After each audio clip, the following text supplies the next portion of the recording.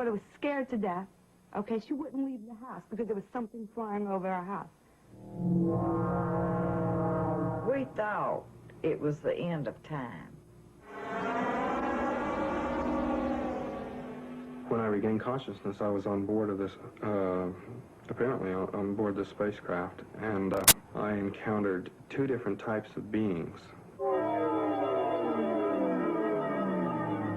We have photographs, we have films, we have expert witnesses. What more do you want? We could prove that these objects exist. We're past the point of proving they exist. The question now is, why are they here and what do they want? Unidentified flying objects, UFOs. Are they spaceships from other worlds traveling through our galaxy? Or are they something else? So far, we cannot escape our own solar system. Our technology has placed man no further out than the moon. If we can't travel to them, can they be coming to us? The American government says no. Despite films like this, they say it's physically impossible, so they've closed all their official investigations of UFOs. That was a fallacy. 69, they claimed to the public that they closed the doors, and they didn't, because the document shows that they continued on gathering information. So that was an out-and-out lie. Under the Freedom of Information Act, some Americans petitioned the government for the release of top-secret UFO documents. These documents, they claim, suggest a cover-up, a cosmic Watergate. All we want to know is what's going on. We want the government to tell us the truth.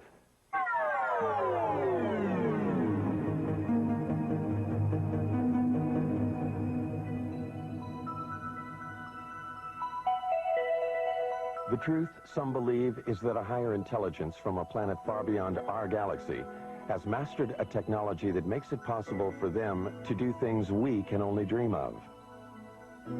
They believe that these beings are penetrating the galactic mist that shrouds and protects our planet. Some believe that these extraterrestrials' technology is so advanced that they might even have visited us long before the birth of Christ. Are there secret messages carved in the stones of the pyramids of Egypt? Messages that tell us of the mysterious voyages of ancient astronauts? On the pyramids of Egypt and Mexico and in primitive cave drawings all over the world, there are carvings and images that many describe as being of intergalactic travelers dressed in spacesuits and helmets.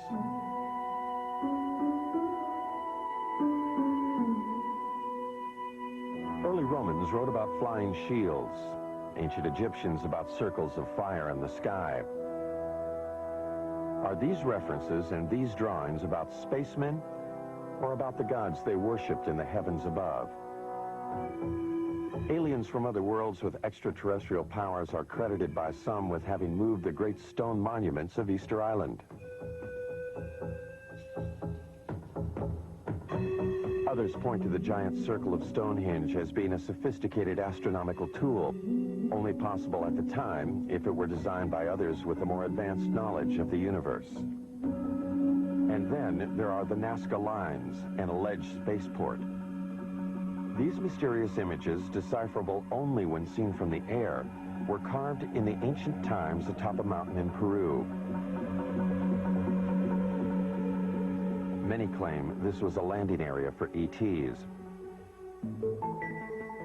If there were ETs coming here in ancient times, they seem to have lost interest in us, until 1947. Then, suddenly, around the world, people of all kinds began to report seeing them in the skies above. Some claim to have photographed them. In the United States, the government dismissed the phenomena. They described the mysterious objects as weather balloons, hoaxes, swamp gas, and other scientific anomalies.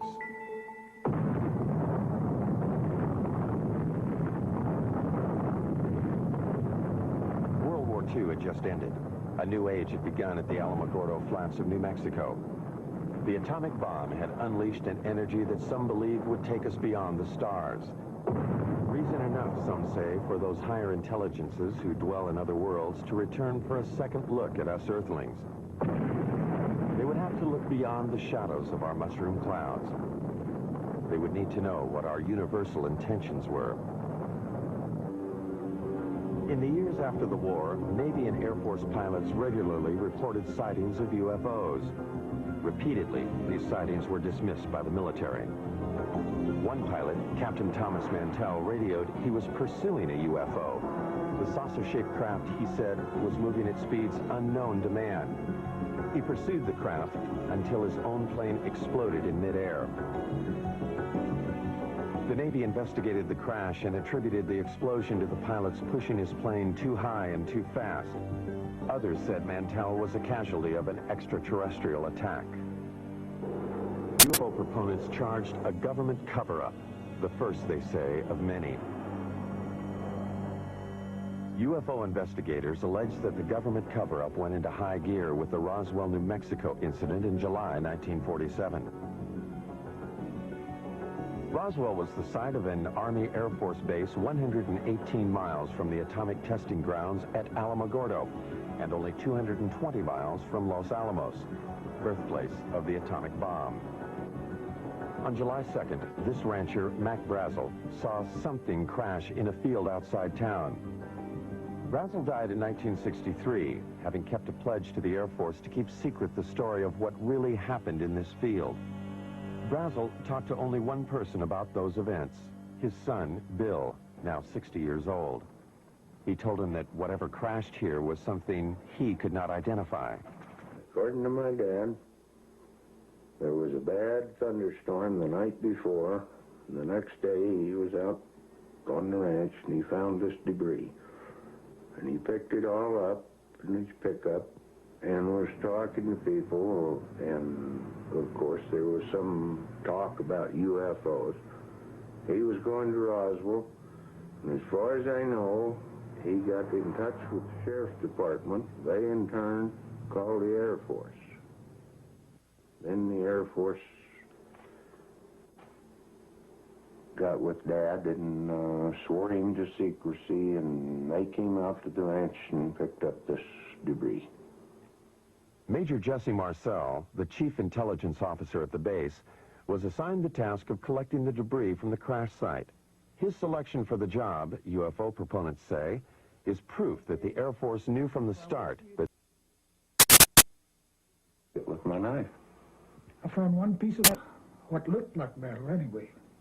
It was not flexible, but it was as thin as a foil of a pack of cigarettes. It was that thin. One of my boys told me, he said, there's something unusual here. He said, I tried to make a dent in this metal, and he says, you can't bend it. You can't make a mark on it. He says, I took a sledgehammer and whammed it. I put it on the ground and whammed it. The sledgehammer bounced off of it. When Major Marcel reported his findings to officials back at the base, they issued a startling press release. They had a flying saucer. The next day, Major Marcel was assigned to take the remains of the crashed objects to Wright Field in Ohio for further examination. However, the plane landed at Carswell Air Force Base in Fort Worth, Texas. General Alfred Ramey took one piece of the object off the plane and called a press conference.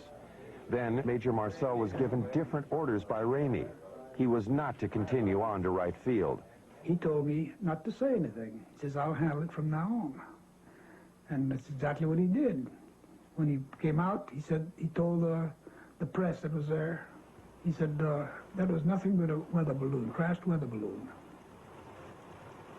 Marcel, under orders not to say what he believed, only recently spoke out against the Air Force's revised story. It was definitely not a weather balloon. And it was an aircraft.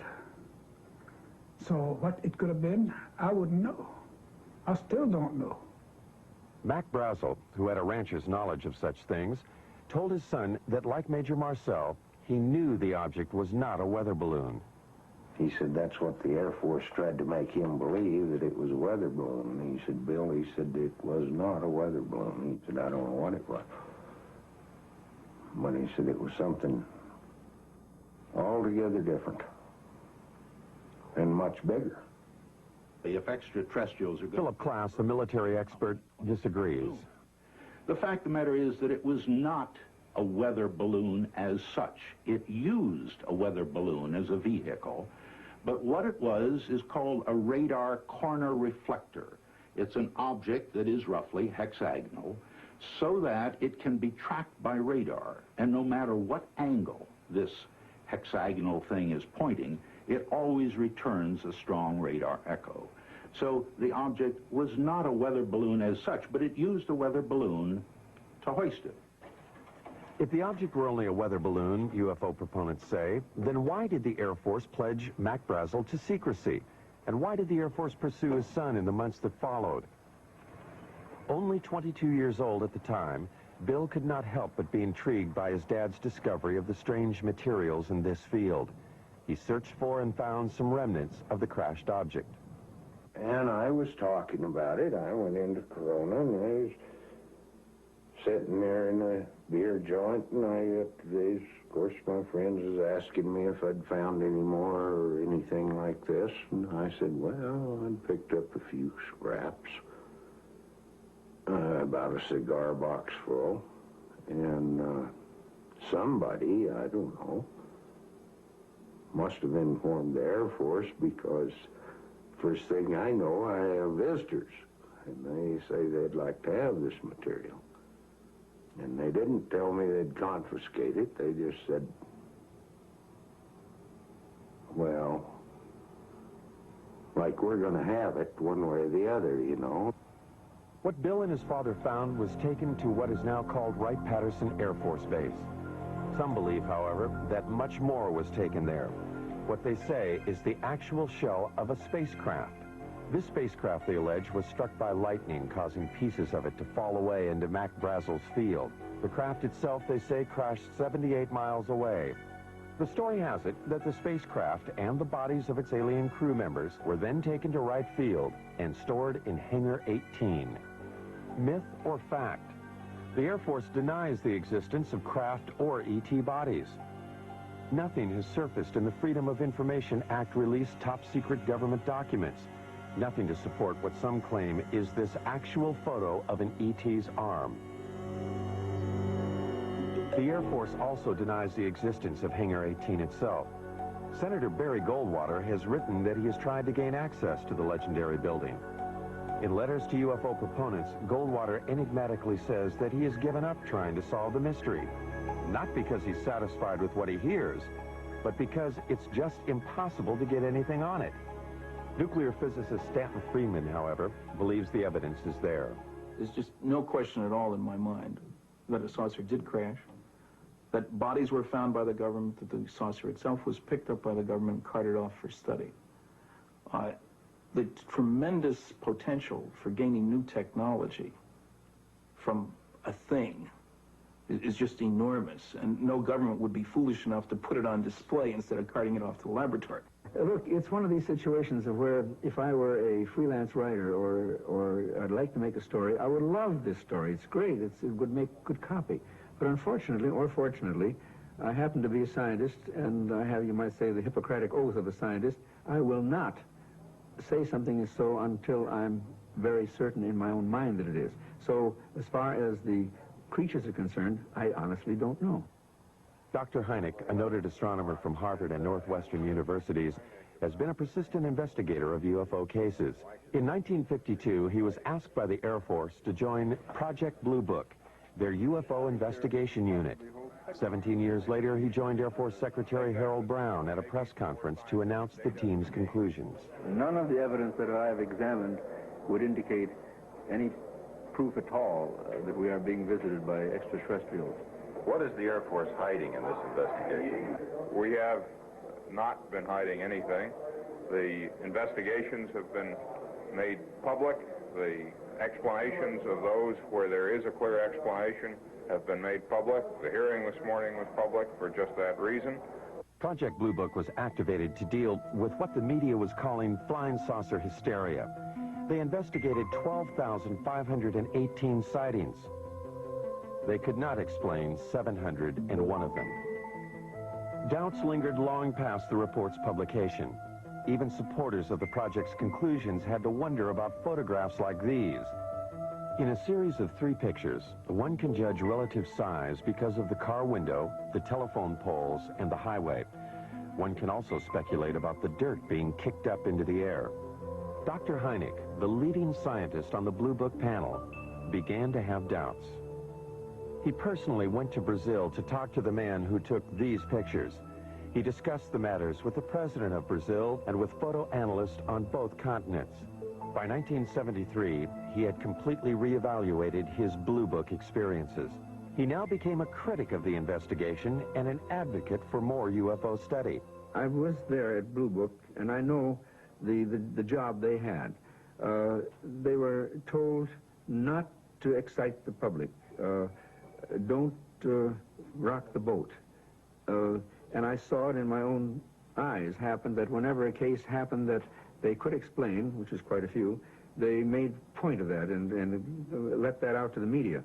Things that the cases that were very difficult to explain, they would jump handsprings to keep the media away from it. For they had a job to do, to, whether rightfully or wrongly, to keep the public from getting excited. Hynek's concession that it was possible that extraterrestrials were visiting us raised the UFO debate to another level. A major establishment astronomer and a man trusted by the Air Force was now saying that intergalactic spacecraft could be traveling through our solar system. His pronouncements caused scientists who might otherwise have stayed out of the UFO debate to enter it. They called Hynek's proposition fantasy. But if we just think of our own galaxy, you know, it's 100,000 light years across. That means to travel from one side of that galaxy to another side, to the other extreme edge, would take you 100,000 years if you traveled at the speed of light. Now, there's very good evidence that nothing travels faster than the speed of light. I mean, it seems to be the ultimate speed limit in the universe. If, however, aliens know something we don't, suppose they are able to transform space and time or manipulate space and time in some way, or travel in other dimensions, then all things are possible. As man has entered the space age, the concept that all things are possible has indeed become part of a new way of thinking. Some of the men who investigated Blue Book were born before the Wright brothers flew at Kitty Hawk. They conducted their investigation before man flew faster than the speed of sound. Even the men who flew our space missions concede unusual experiences that they cannot explain. Astronauts like James McDivitt on Gemini 4 and Ed White have reported seeing unidentified flying objects in space. Pete Conrad on Gemini 11 in 1966 is another of the 11 astronauts who have seen UFOs on NASA space flights. Some of these objects the astronauts saw were photographed. NASA has called some of these sun flares or space debris. Some are still labeled unidentified.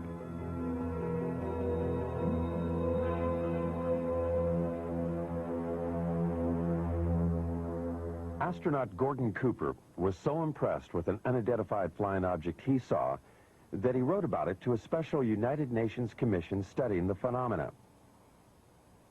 He wrote, "I believe these extraterrestrial vehicles and their crews are visiting this planet from other planets, which obviously are a lot more technically advanced than we are here on Earth."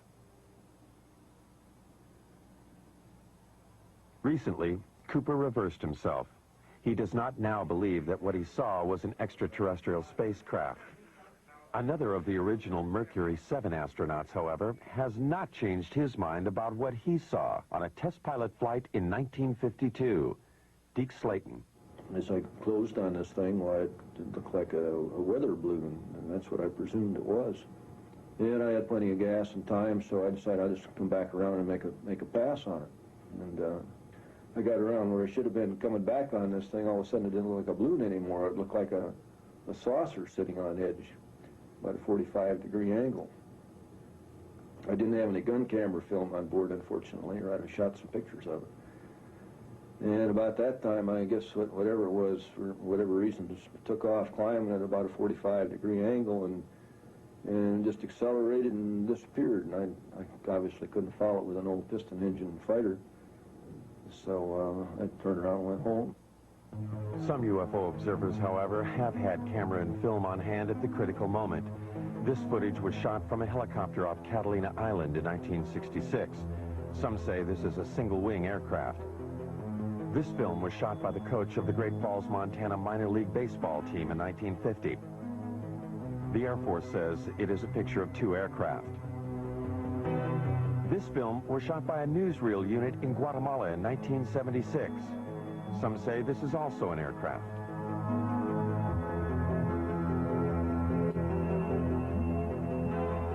This film was taken by a Navy cameraman on vacation in Tremonton, Utah in 1952. The Air Force speculates that these are seagulls. Dr. Hynek disputes the Air Force's explanation of these films. This, plus his feelings about the eyewitnesses, helped change his mind.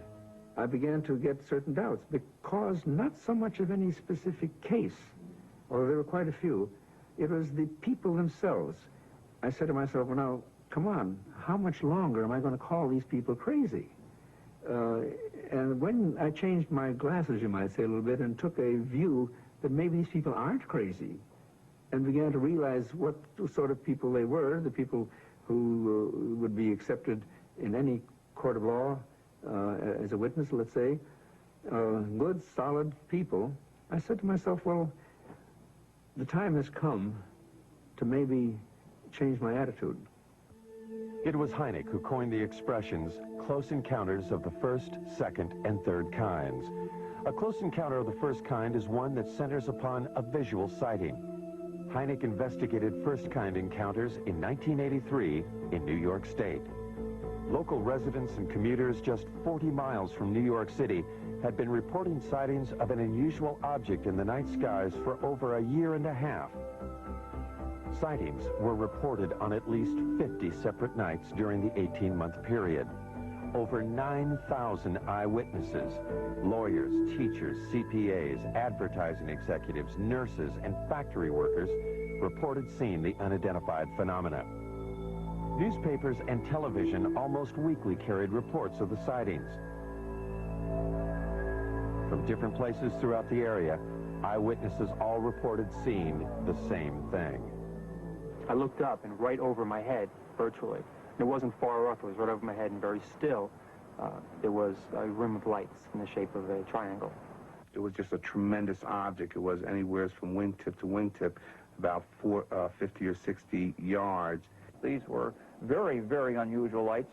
I've never seen anything like it in my life, and so I pulled my car over, and I had to take a look. I mean, he would drive down the road and look up in the sky.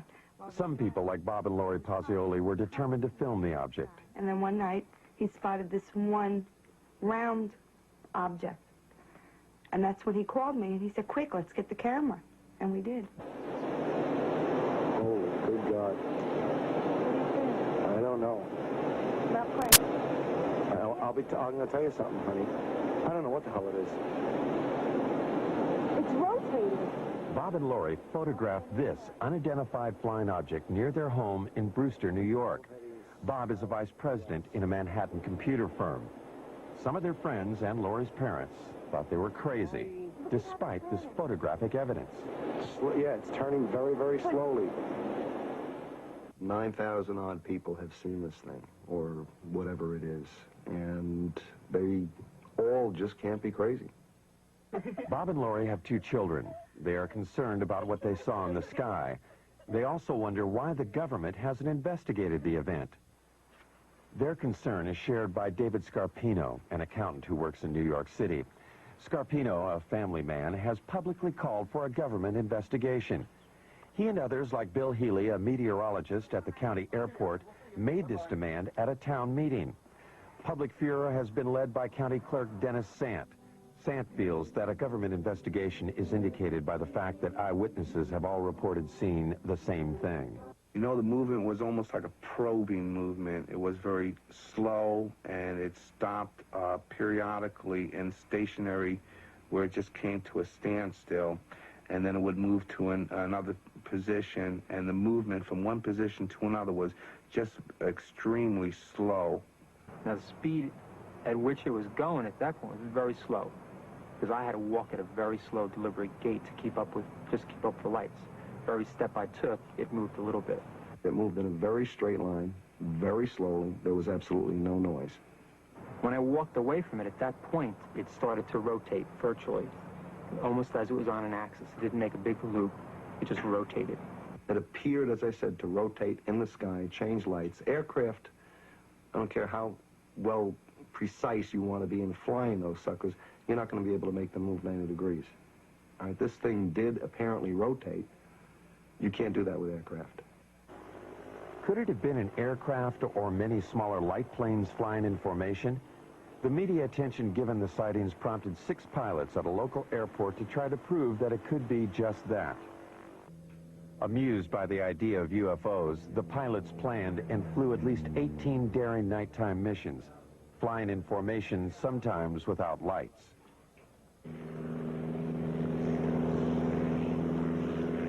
This hoax fooled at least some of the eyewitnesses, but not Bob and Lori. They claimed that in addition to photographing the UFO, they also videotaped the light airplanes as they enacted their hoax. There are 6, and the lead one has his 3 lights on. Everybody else only has 2. Did you hear the engines? Some UFO investigators agree that many of the reported sightings were probably of the hoax. But some eyewitnesses, they say, were clearly able to differentiate between the hoax and the unidentified object. As it was coming over, there was a star in the sky, and as the lead light went under that star, right behind it, you could still see the star, which meant it was not a solid object. And as it was going overhead, you did hear engines. All right, now, what kind of aircraft engines, I don't know, but you did hear aircraft engine noise. Engine noise, different lights, and different flying movements, UFO proponents say, clearly make the airplanes IFOs, identified flying objects. But this object, or objects, remains unidentified for many. Some eyewitnesses refuse to accept the possibility that these are also the lights of the airplanes. I know what it wasn't. It wasn't an ultralight. It wasn't a blimp. It wasn't gas. No one's tried to tell me what it was, but I know what it wasn't. Investigators have subjected the videotape images of the hoax and the unidentified lights to various computer analyses. By digitalization of the images, they hope to be able to determine if the area between the lights of the UFO was solid, indicating one craft. The airplanes, they hope, would show night sky in the center of the lights. Physicist Al Hibbs. Pictures like this, night sky, a few lights, taken with a television camera that was perhaps being moved, not deliberately, but accidentally while it was taking the pictures.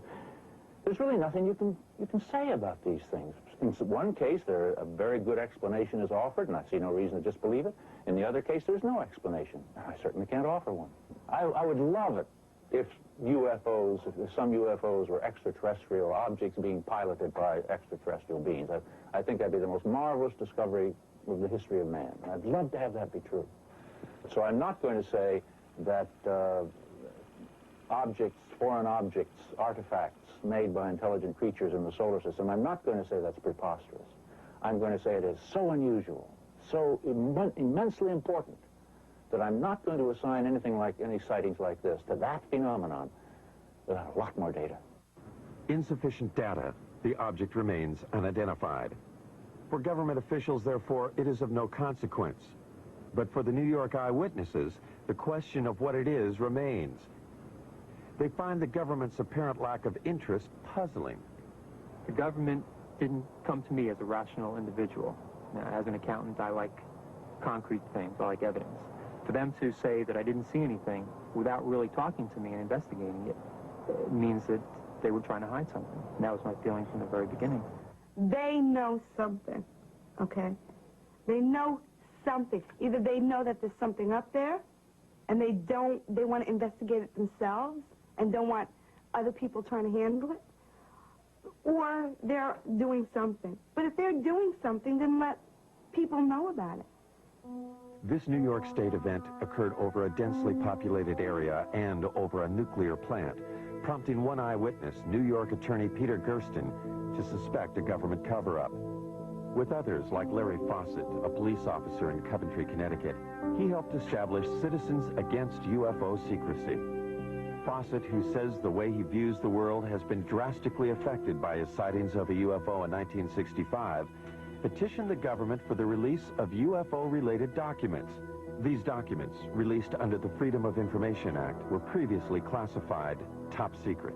An example of some of the government documents we have obtained are the overflights over the military bases in 1975, over Wurtsmith Air Force Base in Michigan, over Malmstrom Air Force Base in Montana, Loring Air Force Base in Maine, Minot Air Force Base in North Dakota. Over a period of 6 weeks, unusual, unknown, unidentified objects were traveling at exceedingly quick and fast speeds. What's interesting is that even to this date, the government has not acknowledged that it was able to identify any of those objects. The documents do state that there were confirmed sightings at all 4 bases in October and November 1975. The first sighting was at Loring Air Force Base in Maine. Loring, like the other bases, was a Strategic Air Command installation. The documents do not state, however, that these objects were alien spacecraft. They do state that the military reaction was swift and concerned. At Loring, there were 2 separate events. Something unidentified appeared in the night sky above the weapons storage area. Larry Fawcett, having learned of the event in the released documents, investigated.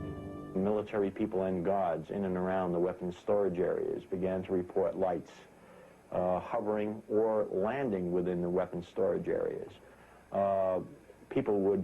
Military people would respond to the area only to see the lights go out and the object disappear and then reappear over the runway. It's described as football-shaped, the length of maybe 2 or 3 vehicles, cars, if you will. The witness telling us that there are shimmerings of heat, as you would see off a desert scene in a movie. When we questioned the individual, could it have been an aircraft? Could it have been a helicopter? The military person, and I'll give you his name, Steve Eichner, telling us, no, I know what helicopters look like. I've been around aircraft. I work on aircraft. This is something I've never seen before. The official records, which I quote in my book, indicate that on the first night, it certainly was a helicopter. It was described as a helicopter. Now, if the officers on the base, experienced pilots, if they don't know a helicopter, and we have to depend on some GI who's not a pilot, who comes forward not at the time, but years later, he claims to have been there and claims it was not a helicopter. Again, let's go on the official records. It is the official records that Fawcett uses to substantiate his claim that helicopters could not be the explanation. The military response at all 4 bases, he says, was too dramatic. From our documentation, we know of pursuits that occurred, scrambling of aircraft from Loring Air Force Base, and the chases went up into the Canadian territory, if you will, only to be lost around New Brunswick somewhere up in that area. There's no question there were overflights of unknowns, sometimes referred to as helicopters, but if you talk to the people, read the official government statements, it's clear that they were concerned, that there were scrambles of jets to go after these things, that they were being observed by highly qualified people. We were lied to, flat out, about those cases. As a matter of fact, some of the documents we eventually got clearly indicated that there were instructions to local base commanders. Don't say anything about the sightings at the other bases. Make it appear to be an isolated instance. Military authorities will not comment on the 1975 overflights. They simply state that at any SAC installation, there would always be an immediate defensive response to anything unknown. Putting planes in the air, they say, does not confirm a penetration of an intergalactic craft. Citizens Against UFO Secrecy, however, refer to other documents they've gotten released by the Pentagon to prove their claims. In May of 1985, we've gotten a document that was classified top secret in 1948, and about a month after its release to the other agencies, its distribution, it was ordered, recalled, and destroyed, each and every copy. 1 copy was kept, and it has remained top secret, classified top secret for the last, 40 years almost. And in the document, the government acknowledges back in 1948 the existence and reality of the objects. The official military position about any document issued before the Project Blue Book investigation is that Blue Book later explained them. This includes a startling document written by a Canadian.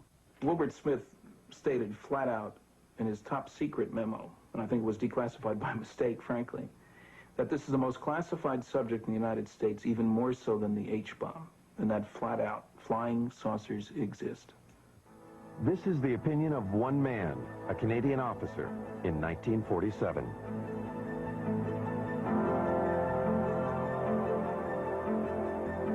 For proof that flying saucers do exist, some critics demand more than just the accounts of those who have had close encounters of the first kind, visual sightings. Even when first-kind encounters are reinforced by photographs, they fail to satisfy the need for physical evidence. This woman claims that she has had a close encounter of the second kind. A second-kind encounter is defined by its having physical evidence. Vicki Landrum, along with her grandson Kobe Lee, alleges that they, along with Betty Cash, were on their way home from a bingo game when they encountered something they had never seen before.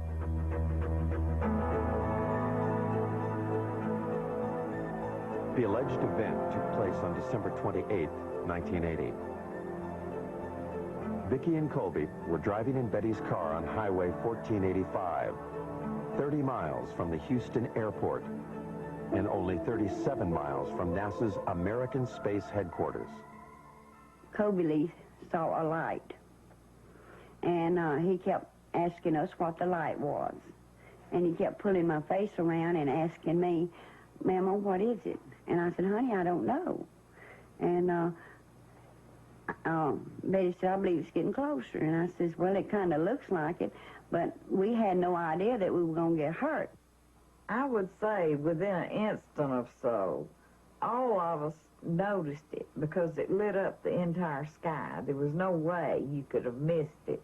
It looked like the woods were being set on fire. And inside the car, it was so hot till my handprint is yet on the dashboard of Betty's car. They got out on their side of the car. I stepped out on mine.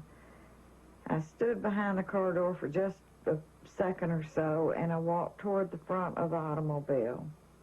I stood there for just a short time, I don't know how long, trying to see what I could figure this object out to be.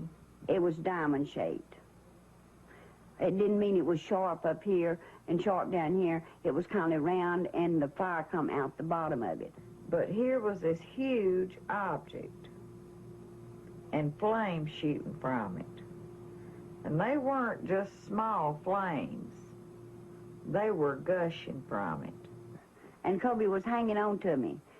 And he was trying to get, he started pulling away from me, and I pushed him back in the car, and I got inside the car and put my arm around him and hugged him up real close to me. We thought it was the end of time. I says, Kobe, don't be afraid. I said, if you see a man, it'll be Jesus. And I said, he will come to carry us to a better place. He will not hurt you. It was just burning. It was just too much heat. I could not tolerate it. So Vicki screamed and begged for me to get back in the car. Well, I did, but I had to use the end of my leather jacket in order to open my car door to get back in. That's just how hot it was. And when the object lifted and slowly moved over to the right of us, her and Kobe saw some helicopters. There were so many of them, it sounded like a tornado. And we counted 23. I counted 22, really. But Kobe said, there's one more. And I said, yeah, baby, that makes 23. And there were helicopters on both sides and also over the top of the object, or like they were trying to hem it in. The only apparent proof the women have for what happened to them is the illness they claim they suffered as a result of the encounter. It is the record of these illnesses that made this an encounter of the second kind. My eyes were burned so till they would swell, and they were tearing till I could lay down at night, and the next morning my pillow would be completely wet, and I couldn't hardly see anything. Vicki was treated for burns, and she and Colby Lee suffered long periods of nausea. Betty Cash was hospitalized immediately after the event. She suffered severe hair loss and was also treated for burns and nausea. Since then, she has been hospitalized several times. It was the first time that I went into the hospital. They were treating us as burns. But then, after they found out really what had happened, then they started treating us as radioactive burns. And since, I have had cancer. Betty's hospital records do not explicitly state that she was treated for radioactive burns. They do state, however, that she exhibited the symptoms similar to someone who might have been exposed to a radioactive element. Betty further maintains that she had no cancer history previous to the alleged encounter. Her records do confirm, however, that she does now have the disease. No, I'm not well, by no means. I wish, I pray, that I could be. With the help of Peter Gersten, the New York attorney for Citizens Against UFO Secrecy, the two women have sued the government to find out what it was they encountered that night. Was it a UFO, or an American weapon gone awry, or something else? I believe the story is a hoax. There is absolutely no evidence. The women's story is supported only by the claim of Betty Cash that she had serious health problems after the alleged incident. From my review of the Cash Landrum case, I would say that there's no question that an event took place, that those people were near something that was emitting radiation. I don't think it was an alien spacecraft, frankly. I think it was a nuclear-powered aircraft. That's why all the helicopters, it's standard practice if there's a classified system around. There are guys ready to go there to keep somebody else from getting that should it crash. The facts are that the U.S. Defense Department investigated. They could not locate 22 twin-rotor helicopters that could possibly have been flying in that area. And in fact, as Colonel Saran, who made the investigation, told me, he said, Phil, this occurred over the Christmas-New Year's holiday. He said, you couldn't get that many helicopters. You couldn't get a military operation into the air over the Christmas-New Year's holiday unless the nation was at war. The object was there. It existed. There's no question about that. What's interesting is that for the first time, the government has suggested that it wasn't theirs, that it was possibly a true UFO. And nowhere has the government ever admitted, other than this basic document that we've gotten from 1948, that UFOs exist. I love this country and for all it stands for, but I wish they would tell us the truth. If extraterrestrials are coming here, what do they want? Are they coming here just to observe us, or are they making actual contact with some of us? Contact with an alien is what Dr. Hynek calls, and what Steven Spielberg has celebrated in the movies, as a close encounter of the third kind. Charlie Hickson says he's had such an encounter. These things, evidently, they're coming from another world somewhere. I don't know what message they have for us or what they intend to help us, but certainly they're not going to harm us because they didn't harm me. Charlie Hickson's alleged abduction aboard a UFO in 1973 followed the story of Betty and Barney Hill's abduction in Exeter, New Hampshire in 1961. A most recent claim of a close encounter of the third kind occurred not in the backwaters of Mississippi, but in the heart of New York City. Rosemary Osnato. Suddenly I hesitated, or I couldn't seem to put the key in the door. And I just turned around and wanted to go up to the roof. And this seemed rather odd because you just don't do that in New York. You don't go up on the roof at 1 o'clock in the morning. It's just not something you do. And yet I was doing it. And there seemed to be a very bright light that was shining in the hallway. And I thought this was moonlight at first, you know, and apparently it wasn't moonlight, because when I got up there, there was a very bright light up on the roof. And then it went out for a few seconds. And then it came back on again. And I was just lifted, physically lifted, in that beam of light. When I got into the craft, I was led by a group of, I guess, more than one, group of grayish-skinned, small men or women, I don't know what they were, but large eyes,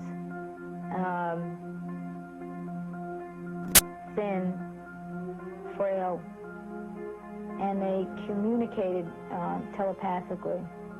19-year-old Travis Walton of Snowflake, Arizona, claims he encountered similar aliens in 1975. Walton was, in his words, zapped by a blue light when the spaceship appeared when he was working in the forest. When I regained consciousness, I was on board of this, apparently on board the spacecraft, and I encountered two different types of beings. The first type of creature I saw was about 5 feet tall. They were very white-looking. Their skin was very pale, and they didn't have any hair on their heads, and they had enormous eyes. There was a type of being there that, you know, anyone else would consider to be look very human-like. Walton was found on a roadside 5 days after he disappeared from the forest. He could, however, recall only what seemed like an hour of time passed. Time, he claims, he spent aboard an alien spacecraft. Now 29, he reflects on that experience. I lost my job. The effects were quite negative. You know, time lost. You know, it's a very disturbing thing in my life. A lot of negative publicity, really. You know, this is a kind of a stigmatizing thing for people to, you know, consider you. You know, a certain percentage of the people think that you're wacko. What Travis Walton and others claim they have experienced has, according to some, now been validated by government documents. About to join the literature of third-kind encounters is the startling tale of an alleged landing of a spacecraft outside an American Air Force base in Rendlesham, England. The American military admits they are still withholding 6 documents. In the Bentwaters case, we have an eyewitness, which is rare. We have an audio tape made at the time of the actual event. We have a government document which corroborates the existence of the incident. The government has no reason to withhold the information. The UFO is said to have crashed in the Rendlesham Forest in an area 2 miles from the American military installation. Released Air Force documents confirm that military personnel were dispatched to the site on the first night. They reported seeing the lights of the mysterious craft. On the second night, after Geiger counter readings indicated increased radioactivity in the area where it seems something could have landed, the commanding officer of the base, Colonel Charles Halt, along with several officers and enlisted men, also reported seeing the UFO. Halt wrote this document reporting the sighting. It clearly indicated the presence of a strange glowing light that illuminated the entire forest. It tells of pulsating red and blue lights and of the objects disappearing.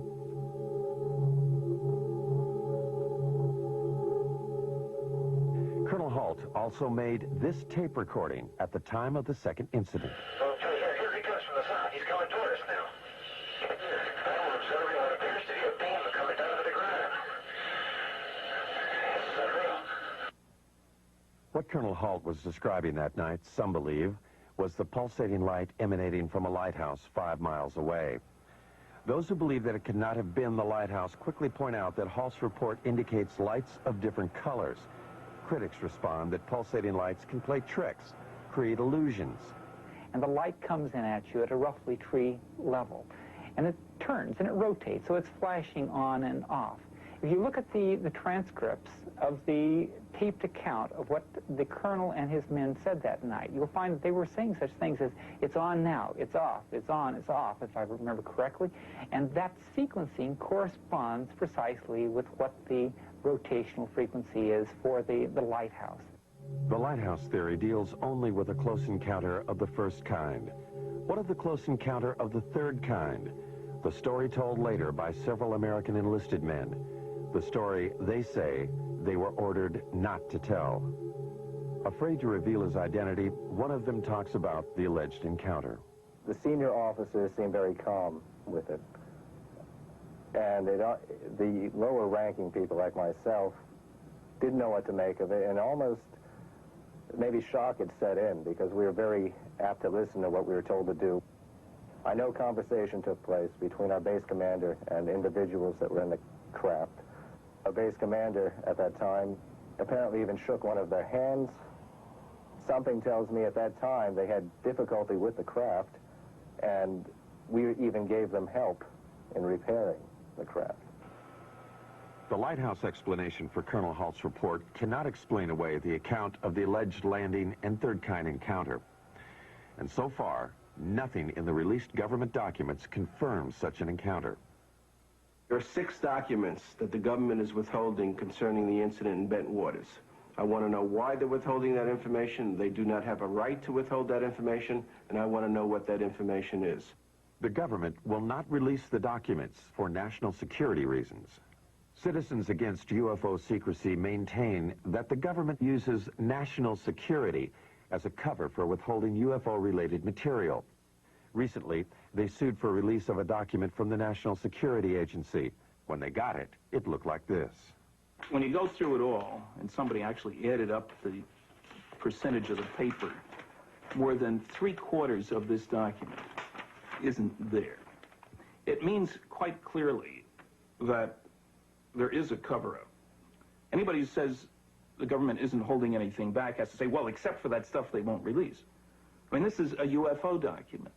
It tells about NSA information about UFOs. Now, on the one hand, the government is still saying UFOs don't exist. Now, if UFOs don't exist, how can they affect national security? The government maintains that what is in the censored and unreleased documents is information that does not support the existence of extraterrestrials, but rather information that, if released, would compromise our own intelligence network. Much of the information in those UFO documents, the government claims, has to do with how we intercept and decode Soviet bloc messages. To release them would reveal to the Soviets and other potential enemies where we have listening stations. My goodness, the Russians might discover that we have a listening station in Leningrad, as an example, that we had intercepted some communications there.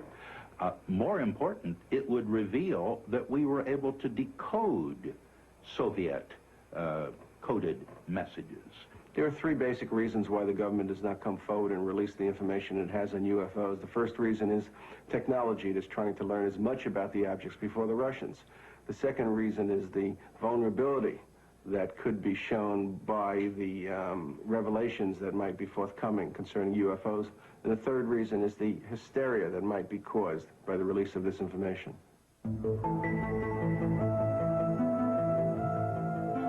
Are these spaceships from other worlds?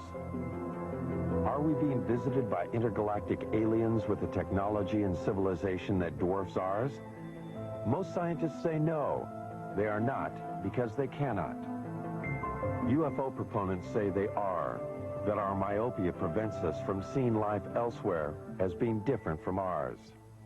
I think one should also point out, as Arthur C. Clarke has said, that when we look for life elsewhere, we should not look only for life as we know, but life as we don't know. And he went so far as to say we should even look for life as we can't understand it. We are now only beginning to free ourselves from the gravity that binds us to our own planet. A new generation of Americans, those born in the space age, demand new answers to old questions.